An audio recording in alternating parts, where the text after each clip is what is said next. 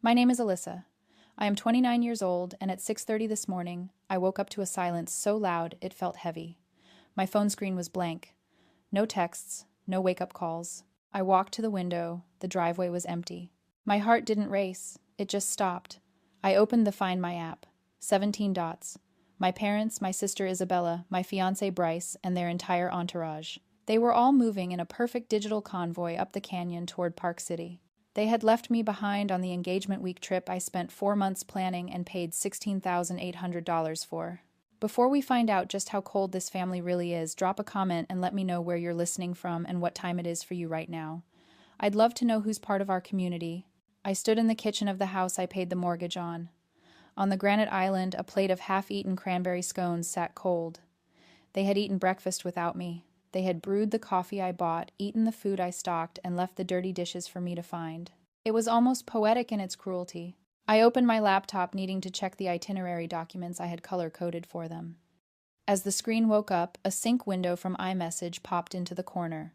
My mother's iPad was still logged in on the counter. And there it was. A group chat I had never seen before. It was titled Operation Freedom, No Alyssa. My hands didn't shake. I clicked it open. The timestamps told the whole story. They had left at 4 in the morning, 4 a.m. They had coordinated a stealth exit like they were escaping a prison warden, not their daughter. I scrolled up. Isabella, God, if she comes, she's going to ruin the vibe with her budget talk. Can we just ditch her, Mom? It's for the best. Alyssa is too rigid. She ruins the flow. Bryce, my fiancé, at least her credit card is coming along. That's the important part. I stared at the words. Rigid. Ruins the flow. Just last night, I was awake until 2 in the morning packing specialized altitude sickness kits for my parents because my dad has high blood pressure and my mom gets migraines. I had labeled every bottle. I had double-checked the oxygen canisters. I had spent hours finalizing a vegan menu for Isabella's influencer friends because they refused to eat anything with gluten or joy. And while I was doing that, while I was measuring out their medicine and curating their comfort, they were in this chat laughing about how to leave me behind. For a moment, I felt the old instinct rise up. The urge to fix it. The urge to call them and ask if there was a mistake to offer, to drive up separately, to apologize for whatever rigidity had offended them. That was the trap I had lived in for 29 years. See, you don't become the family doormat overnight. It's a slow, methodical conditioning. It starts when you're 7 and you realize that being useful gets you a smile, while being needy gets you ignored. It evolves when you're 16 and you realize your parents' love is a transaction and the currency is your labor.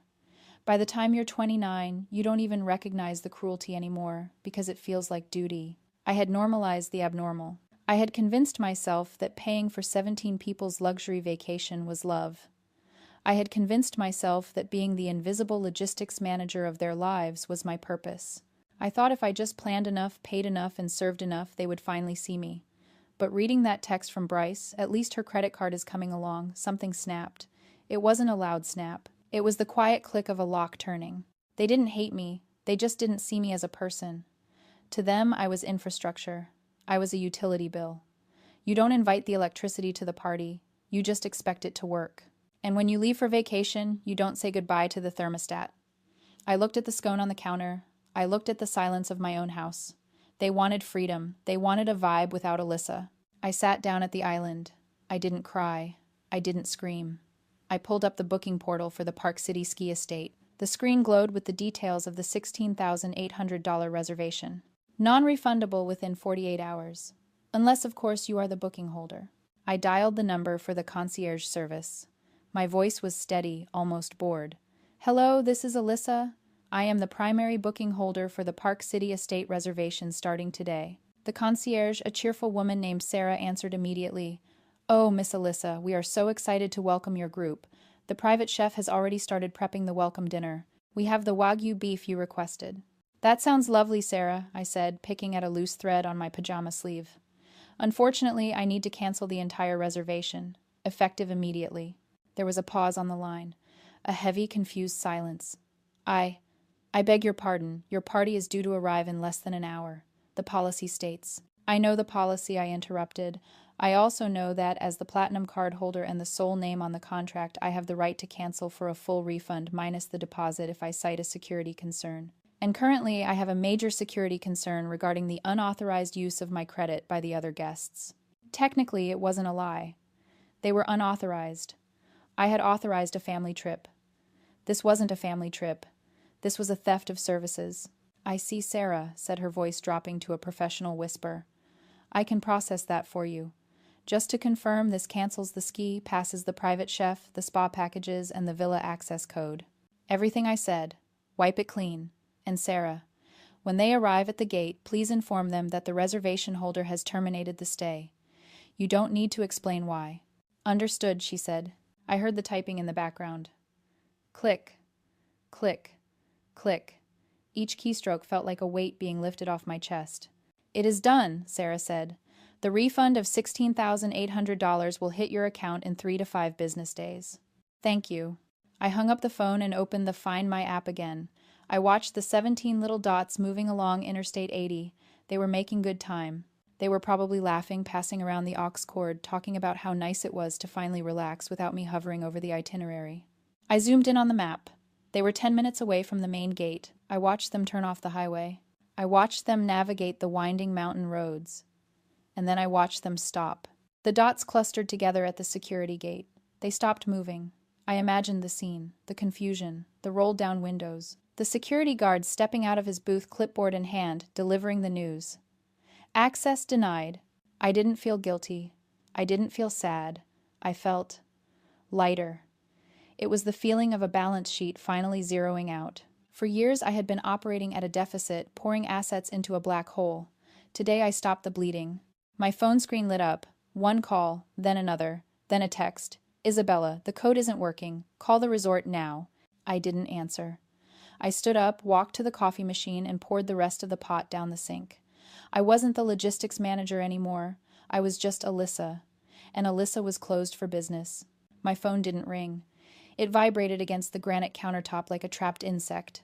One buzz, then another. Then a continuous angry hum that rattled the spoon in my coffee cup. I picked it up. 103 missed calls. The screen was a wall of names. Mom, Dad, Isabella, Bryce.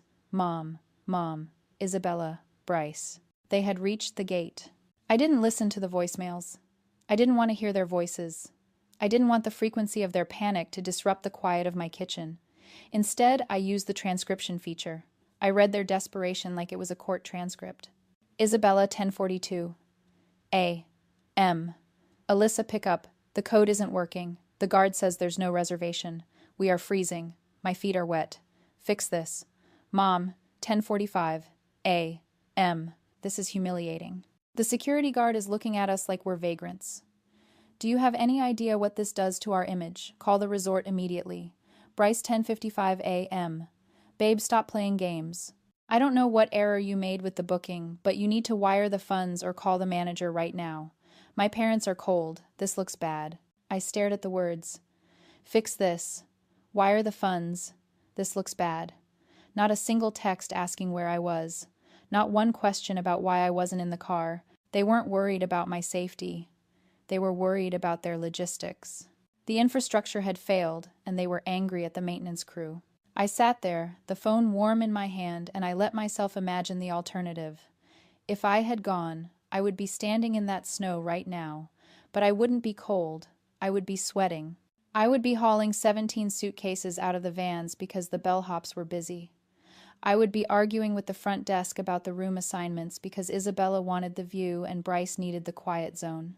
I would be rushing to the local grocery store to buy organic almond milk because I forgot to pack the 3rd carton. I would be cooking dinner for 17 people while they drank the wine I bought. I would be invisible, exhausting myself to facilitate a joy I was not allowed to share. That life, that timeline, hovered in front of me like a ghost. It was a life of servitude disguised as love. And for the first time, I realized that leaving them stranded wasn't an act of revenge. It was a rescue mission. I had saved myself from a decade of being the help. I looked at the phone again. A new text from Isabella popped up. "I swear to God, Alyssa, if you don't fix this, I will never forgive you." I opened the Operation Freedom group chat screenshot. The one where they called me rigid.